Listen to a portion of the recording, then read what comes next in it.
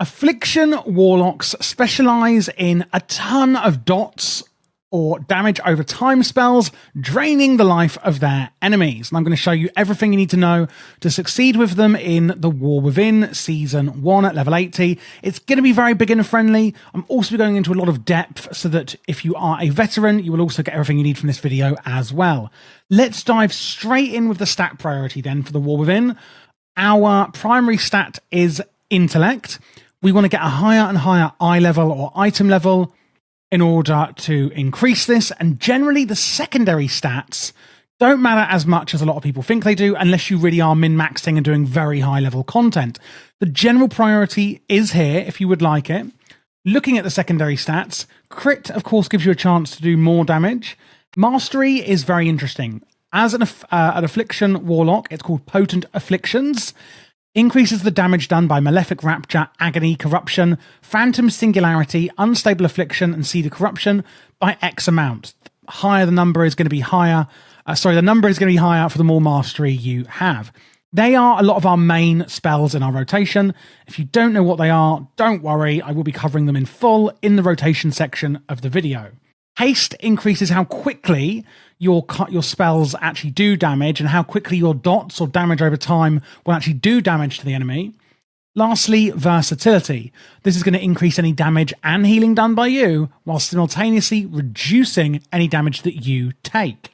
And again, I have put on screen the secondary stat priority. It's a very general idea. As I said, getting a higher and higher eye level is always the best play. You should really be only looking at which secondary stat is better if you're comparing two items of the same eye level. So quickly looking at our set bonus as well for Season 1 of the War Within, we have the Rites of the Hexflame Coven.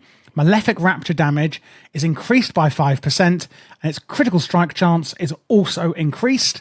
And the full set, Malefic Rapture, has a chance to increase damage dealt by your Agony, Corruption, and Unstable Affliction by 15% for 8 seconds. And these are some of our dots or damage over time spells that are going to be empowered by our Malefic Rapture that we are getting on our set bonus here. And again, if you don't know what these mean, don't worry. I'm going to show you all the spells and how it's all going to come together shortly.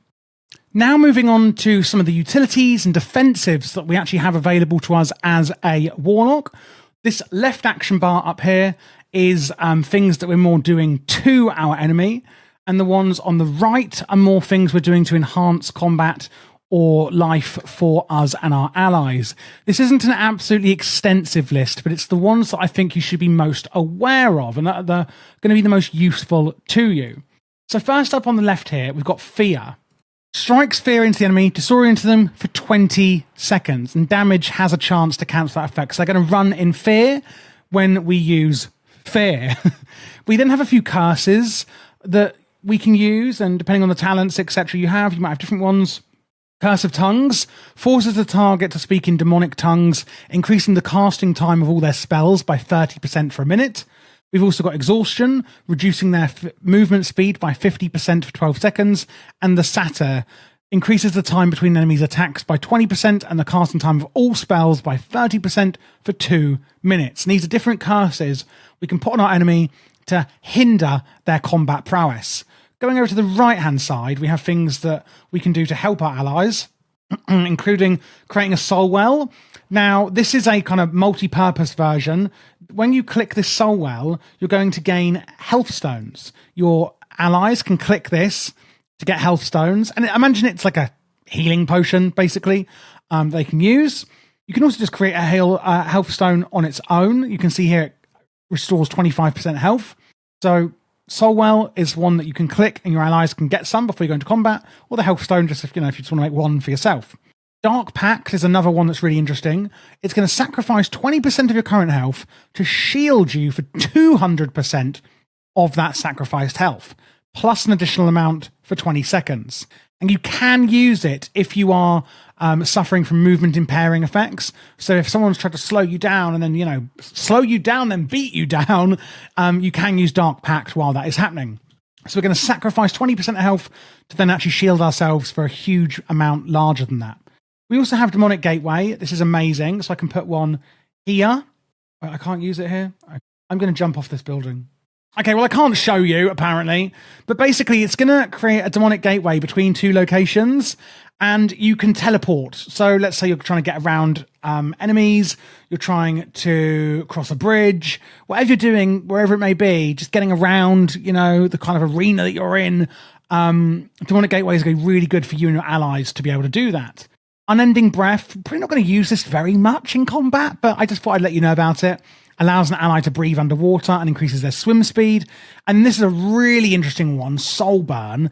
It's going to consume a soul shard. So you can see here on my UI, there's these little purple icons. These are soul shards. And some of your spells are going to generate soul shards in your rotation, and then we can spend them.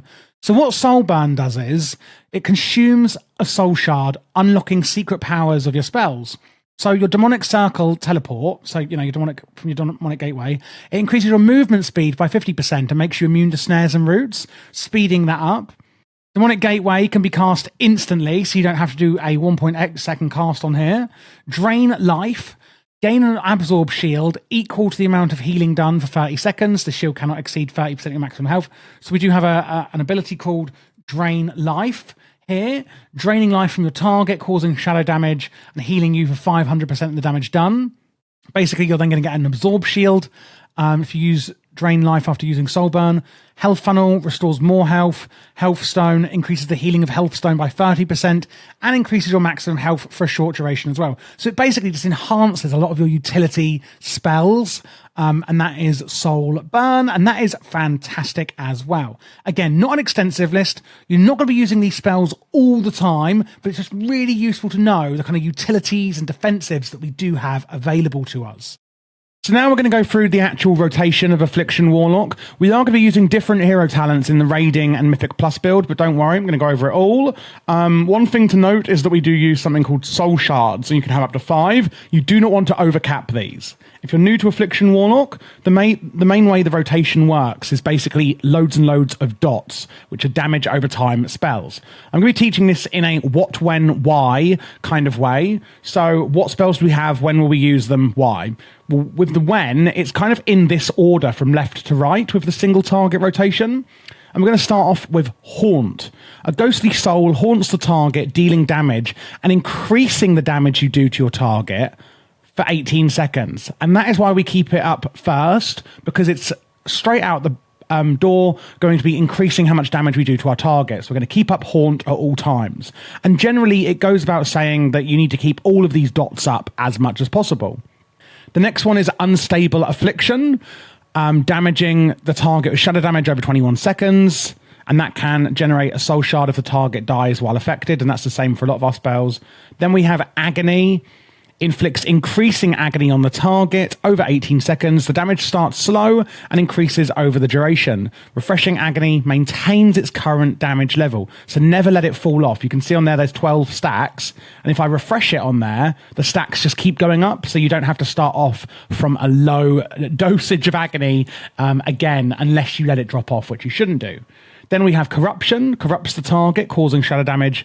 Again, and you'll see here, Corruption is actually never going to fall off. It's on there forever once you've put it on the target. And then we have Drain Soul.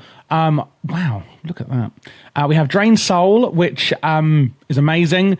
It used to be called Shadow Bolt, but because of our talents, it's overwritten with Drain Soul. Drains the target soul. Damage is increased by 100% if the enemy is under 20% health. Generates a soul shard again if they die during the effect.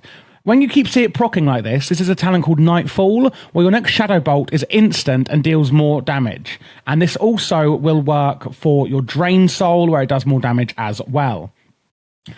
Phantom Singularity places a Phantom Singularity above the target, which consumes the life of all enemies within 15 yards, dealing damage over 15 seconds, and it'll heal you for an amount of that damage done as well. You can see there it is above the target. Then we have Soul Rot. A rotten soul, wither away the life force of your target and up to 4 nearby targets, causing your primary target to suffer shadow damage and secondary targets to suffer shadow damage. For the next 8 seconds, casting Drain Soul will cause you to also drain life from any enemy affected by your soul rot, and drain life will not consume any mana. Then we have a cooldown, which is Summon Dark Glare. Summon a Dark Glare from the Twisting Nether that extends the duration of all of your damage over time effects on your enemies. So you do want to make sure you've got all your dots up already before you then summon your Dark Glare, and you do want to use it pretty much every 2 minutes on cooldown. The Dark Glare will serve you for 20 seconds, blasting its target for shadow damage, increased by 25% for every damage over time effect you have. So if you've got, again, all of your damage over time effects on the target, then it will do more damage. And lastly, Malefic Rapture. And this is how we're spending our soul shards. Your damaging periodic effects from your spells erupt on the target, causing shadow flame damage per effect. And again, the more dots we have, the more damage Malefic Rapture will do. There's a few interesting talents I want to show you. We will be going through the hero talents in a lot more detail shortly.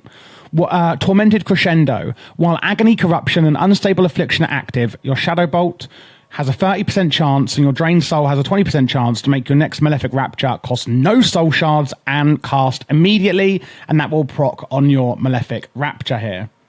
Another one here is Volatile Agony. Refreshing Agony with 10 or less seconds remaining deals damage to its target and enemies within 10 yards. Deals reduced damage beyond 8 targets. So you do want to make sure that you're refreshing your Agony when it is nearly falling off. A good idea would be do it in the pandemic window, which means when there's 30% less or left. So when it's got like 5 or so seconds left, maybe you could do it then, for example. And Cunning Cruelty as well. Your Drained Soul has a chance to trigger a Shadow Bolt volley, dealing shadow damage to 5 enemies within 10 yards of your current target as well. So although this is the single target rotation, there are a few things in here that are actually going to affect other enemies nearby, if applicable as well. So just going over that rotation one more time. We're going to cast Haunt as soon as we go into combat and keep all of these up, remember, at all times. And then it's going to be Unstable Affliction, then Agony, and then Corruption. Remember, we don't have to refresh Corruption. We're going to be using our Drained Soul. And actually, there is one talent I forgot to mention on this, and that is Shadow Embrace. Drained Soul applies Shadow Embrace, increasing your damage dealt to the target by 2% for 16 seconds, and it can stack up to 4 times. So you can see when I use Drained Soul, we are putting Shadow Embrace on there, increasing the damage they take from us. And we want to keep that maxed at all times. After that, we're going to cast and keep up our Phantom Singularity, pretty much using that on cooldown. Same with our Soul Rot, then our Summon Dark Glare. And then, as you can see, we are maxed now on Soul Shards. At this point, if all of your dots are up on the target, if you're like, cool, I've got them all up, kind of, what now? Well, then we're going to be using our Malefic Rapture as many times as we can to spend those Soul Shards. Making sure that we're spending all of our soul shards, using our Drained Soul to keep up our Shadow's Embrace, and pretty much just keeping up all of our other dots on the target. And there's that proc there on Malefic Rapture that we saw from the talent I mentioned a minute ago. And that pretty much is the Affliction Warlock Raid single target rotation. It's a really, really fun rotation. I personally love playing with dots. I think it's the best way to play. And it's my favorite Warlock spec, actually. So now we're going to go into the Mythic Plus build, and I'm going to show you what talents we're changing. Well, first we're going to look through the hero talents, sorry, and then we're going to look at Mythic Plus. So for this build, we are going for Soul Harvester. TLDR, we're harvesting souls. We're Freddy Kruegering as the night goes on, which is pretty damn crazy if you ask me. Demonic Soul then. A demonic entity now inhabits your soul. Oh dear, it's not good, is it? It's not easy, is it? Allowing you to detect if a soul shard has a succulent soul and it's been generated. A succulent soul empowers your next Malefic Rupture, increasing its damage by 20% and unleashing your demonic soul to deal an additional amount of shadow damage. I actually love this already. This is insane. It's so much better than Hellcaller. No, they're actually both really great hero talents. Necrolite Teachings then. Shadow Bolt and Drained Soul damage is increased. Nightfall increases the damage of Shadow Bolt and Drained Soul by an additional amount. And by the way, these are all like mostly passives happening here. And they are all already worked into the rotation and set bonus that I've shown you in this video. So if you are a beginner or you're like, oh my gosh, another thing to think about, you don't really have to. I've done all the thinking for you, putting it into rotation. I'm just giving you background into why. So don't get overwhelmed by the new hero talents. Done through that one. This one's a utility defensive. Friends in Dark Places is what I like to go for. A Dark Pact now shields you for an additional amount of sacrificed health, which is actually massive. Wicked Reaping, damage dealt by your demonic soul is increased. Consuming Nightfall feeds the demonic entity within you, causing it to appear and deal more shadow damage. In the middle, we've got Unleashing Your Demonic Soul bestows a fiendish entity onto the soul of its targets. Remember, this unleashing of your soul is all going to happen passively through the demonic soul talent, keystone talent that we've got here. If this effect is reapplied, any remaining damage will be added to the new soul anathema. Then I like Feast of Foes. When you kill a target, you have a chance to generate a soul shard that was guaranteed to be succulent. You could go for Shared Fate if you have like a lot of enemies. When you kill a target, its tortured soul is flung into a nearby enemy, which inflicts shadow damage to them. Any enemies within 10 yards every second, which deals reduced damage beyond 8 targets. So if it's a big AoE situation, you couldn't go for Shared Fate, otherwise just go for Feast of Souls. Quietus, Soul Anathema, damage is increased and it's dealt faster, and Consuming Nightfall activates Shared Fate or Feast of Souls, for example, for the one above. Demonake's Fervor. God, I feel like I'm sort of citing some dark ritual reading these out. Your demonic soul deals 100% increased damage to targets that have your unstable affliction on them, which generally they all will anyway. Then we've got Gorfiend's Resolve. Targets resurrected with a soul stone resurrect with a lot more health and mana, which I think gives a lot more kind of, not defensives to you, but it's just a really good utility to have in your party for whoever you're soul stoning. Or maybe it is you you're soul stoning. Generally, it's going to be a healer, though. And then Satiel's Violation. Corruption deals damage faster and Haunt grants Nightfall. Woohoo, that's happening passively. And then Shadow of Death. Your Soul Rot spell is empowered by the demonic entity within you, causing it to grant 3 soul shards that each contain a succulent soul, which is, whoa, amazing, absolutely phenomenal, and we love it. I really love Soul Harvester. I feel like I'm saying this in too many videos now. I just love a lot of hero talents at this point. I mean, some I really hate, but some I really love, and this is the one I really, really do love. It's all happening passively. We don't really have to think about it. It's not adding like tons more complexity to the rotation. It's just making it even more cool, right? And that is the point of the hero talents to me. So going into Mythic Plus, if we go into it here, you can see we're obviously changing to Hellcaller hero talents, and a few other talents are changing around as well.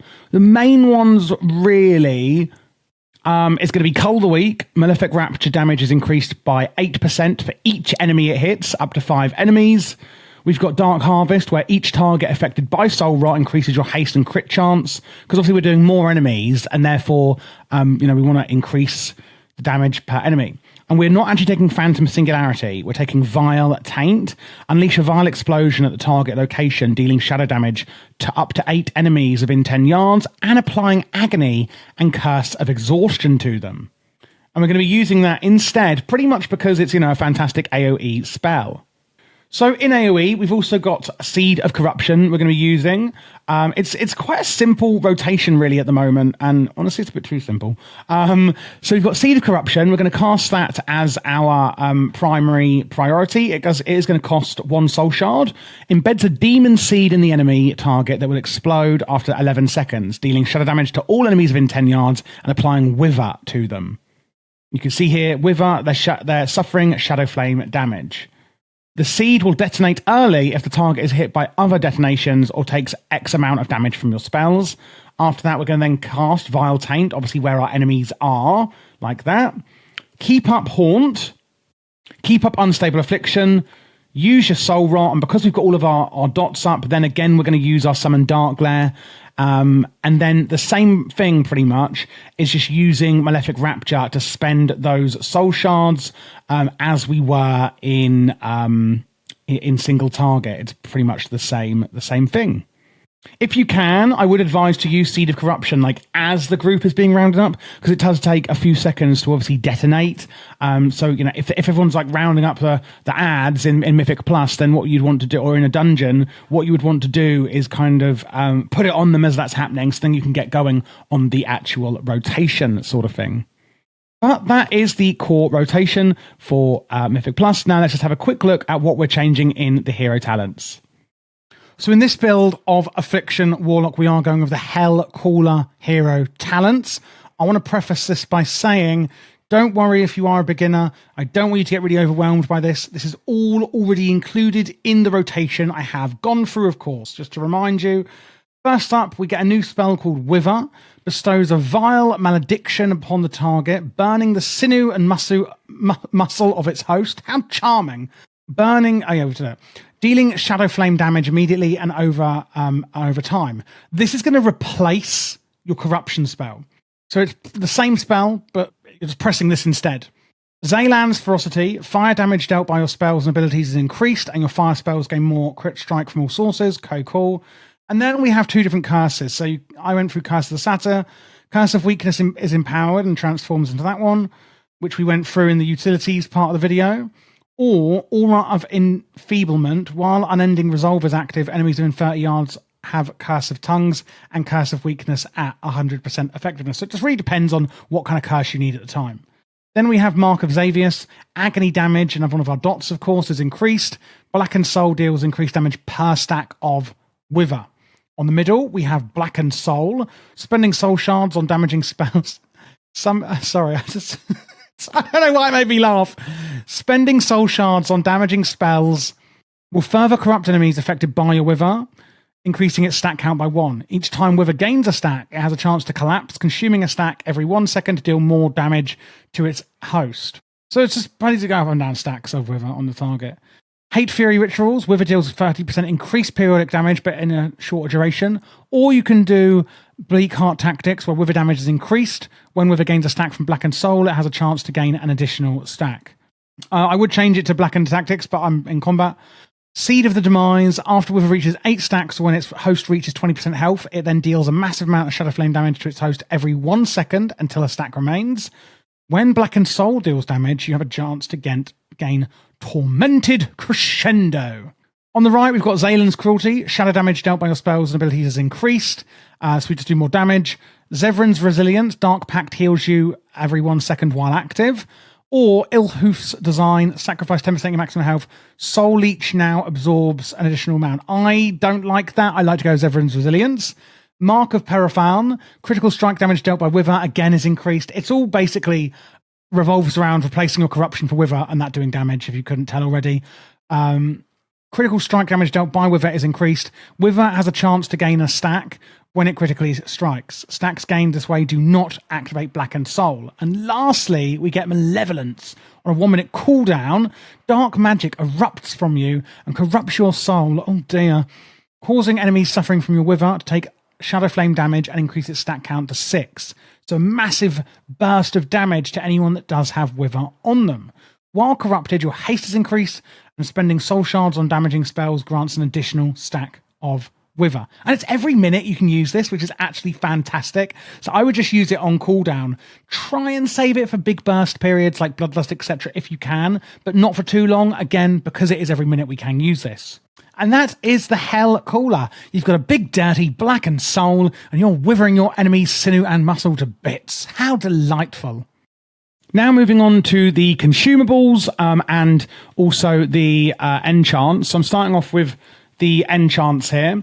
So one thing you're going to notice is these Nerubian Gem Weavers. These are what you get in your vault every week to add sockets to your gear. And you can now add a socket to your head, wrist, and waist. You'll also see there's Magnificent Jeweler's settings. Basically, this is for adding sockets to your gear as well. In Dragonflight, you could add or have up to 3 sockets on your neck. But now in the War Within, you can have 2 on your neck, 2 on each ring as well for 6. 6 Magnificent Jeweler settings. And I really like this change. Now looking at the enchants we're having, on our cloak, it's the Chant of Winged Grace, which is avoidance and fall damage protection. Crystalline Radiance on the chest is primary stat. Armored Avoidance is avoidance. Spellthread, this gives on the legs intellect and stamina. Scout's March gives movement speed. And then we're going to add Critical Strike on both of our rings. Stonebound Artistry, this gives you a chance for, I think it's Mastery. Oh my God, I've forgotten. Yes, it gives you Mastery. I've nearly learnt them all off by heart.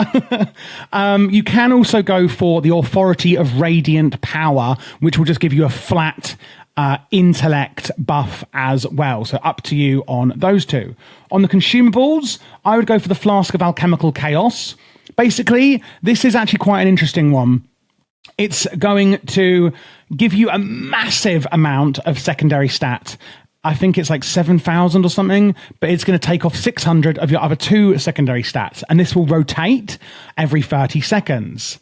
You could also just go for a flask of tempered versatility for a little bit less DPS, but more kind of overall survivability. The Everything Stew is an option on the food, giving you a secondary stat, or you can just go for the Feast of Divine Day or Midnight Masquerade, pretty much giving you primary stat instead. Tempered Potion, this is going to give you secondary stats as well. Algari Healing Potion is obviously your healing potion. Mana Oil gives you crit and haste. And then Crystallized Augment Rune, which are going to be very expensive, but it will give you a small amount of primary stat as well. Then on the sockets, we're going to be using a Culminating Blasphemite. Basically, what this does is it gives you primary stat, and then it gives you 0.15% critical strike effect per color of other gem you have. So if you've got 1 ruby, 1 sapphire, 1 emerald, and 1 onyx, you're going to get 0.6% critical effect. Whereas if you've got all rubies, you're only going to get 0.15%. So you need to use different colored gems. Once you've got one of each 4, you can use like a Masterful Ruby on or Versatile Ruby. It doesn't really matter. You could use whatever you kind of want after that, depending on what secondary stats you're needing at that point. But I would probably sim your character at that point. Once you've got more than 4, depending on the gear you get, to see exactly what stat would actually benefit you the most. But TLDR, make sure you've got at least 1 of each coloured gem on your gear so that your Culminating Blasphemite can get its full potential. Thank you so much for watching this guide. I hope it was really useful for you in The War Within Season 1, whether it was for Mythic Plus or raiding. If you do have any questions, I'll be happy to help. My Patreon is in the description below, and that is where you can find my LVUI profiles, which I'll show you in a second. And also, I'm putting together a huge macro list for every single spec that's going to be really useful for you in The War Within as well. I am doing all classes and specs for The War Within, so if you are new to the channel, then please do click this playlist here to check out what else I have, which is all of them. There will also be PvP guides on this channel as well for War Within Season 1, so make sure to look out for that. This here is the UI that I was referring to. As you can see, we've got target frames, etc., left and right, and raid frames go in the middle here, and then weak auras in the middle with an action bar down here. Chat is behind where my camera is. Minimap and details, etc., are here on the right. All of the plater profiles, the voodoo, the LVUI, etc., details profile has all been made by me. And again, you can get this on my Patreon should you like it.